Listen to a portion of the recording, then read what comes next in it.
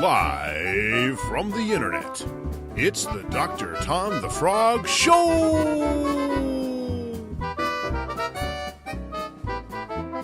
Hi-ho! This is Dr. Tom the Frog from the Dr. Tom the Frog Show, where we talk about tabletop RPGs. Now, tonight we have a very special guest. We have Keith Mageau. Keith Mageau, how are you doing, sir? Hey, Dr. Tom. Thanks for having me on your show. And we can correct the last name first for you right now. It's Mageau, but given your eloquent status as doctor, I'll let you call me Magoo. Oh, well, excellent, good. So, I used to watch a show about Dr. Magoo, and so it wasn't spelled quite that way, but I figured maybe so I hear that you've got a blog about you're a hobo enthusiast. Is that right? Yeah, something like that. My blog is called Rolling Boxcars, and less to do with hobos and more to do with, let's say gaming. Gaming. Oh, well, excellent. That's why you're on this show then. Perfect. Ta-da! Got it scheduled because it would have been a little embarrassing. I don't know anything about hobos. I've read the book. I don't know a lot about hobos either, but you're not the first to make that mistake, trust me. Now, Keith, I understand that this year you participated in a New Games to You challenge, and that as of August you've played 649 games. Is that right? No, not quite that many. I wish I've played that many, but as of tonight's count, I think I'm at 26. 26 is pretty darn good. That's like one every other week. You're playing a brand new RPG. I am. And that's all D&D flavors, right? That's all you played. A lot of them are D&D flavored, but surprisingly less D&D flavor and more of everything else. This was the year I kind of branched out into lots of new things. Well, I figured, you could do white box, and then you could do OD&D, and then red box, and then basic, beginner set. You could do swords and wizardry. You could do labyrinth lore. Then you could go over for Lamentations of the Flame Prince. It's all the same thing, yet you get credit. Isn't that how it works? That is how it works. They're all derived from the same parent game, but they're all their own flavor of the game. That's the trick. Good stuff. Good stuff. Apocalypse World is and all of its glorious hacks are the same way. Oh, that's true. So, yeah, it's just like playing the same game over and over. You just skin it different and get credit. I love this contest. It's a great contest. Speaking of contests, you've issued forth some kind of challenge for next year for people who are thinking about, well, what am I going to do in 2015 after playing 26 new games to me? What do I do in 2015? Well, what's this challenge? In 2015, you or any of your listeners can partake in the RPG Geek GM's Challenge, where I've challenged everybody site-wide and anybody that's even new to the site to run 5 new games that they've never run before.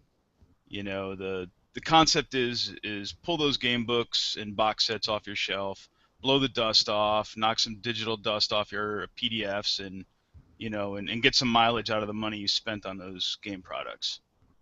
I have some questions because we already talked about what can and can't be allowed in the play games. Now, could I be playing Amphibininjas in this and get credit? If that game is listed in the RPG Geek database as an RPG, then yes, you could. What about Lizards and Lilypads 5e?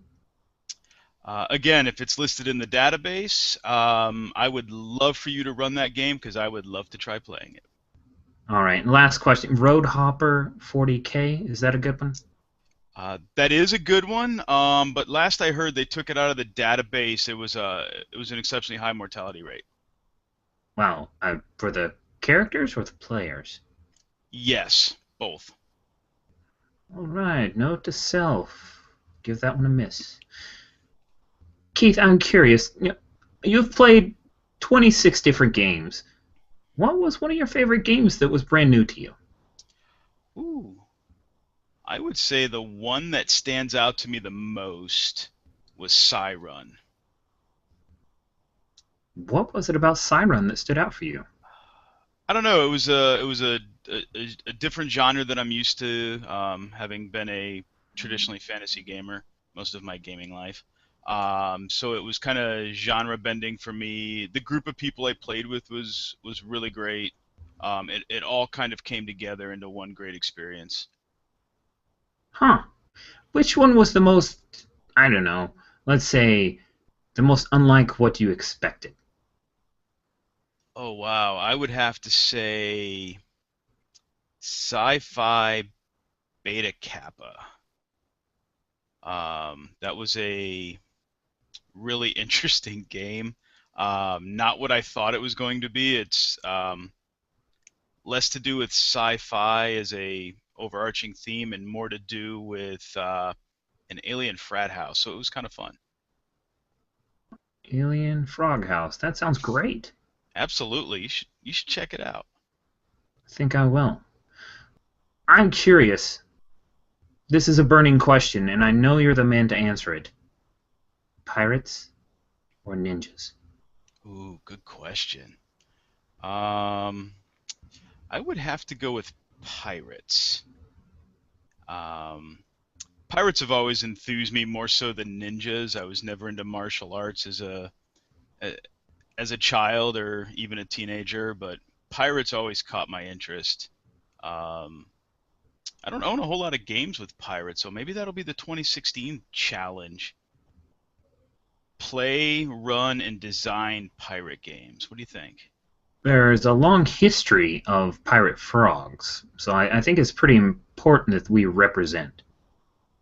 Um, I'll have to do a little research this week and see if I can find some of those histories. I would love to read up on pirate frogs. Oh, you should check Toadpedia. Well, Keith, it has been an honor and a privilege to have you on the Dr. Tom the Frog Show. Thanks for coming on. Well, thanks again for having me, Dr. Tom. I greatly appreciate it. You just watched the Dr. Tom the Frog Show, and we hope that you liked what you saw, yo. But if it was a big waste of your time, well, it's free, so that's not a crime. But if it was a waste of your time, yes, it's free, so that's not a crime.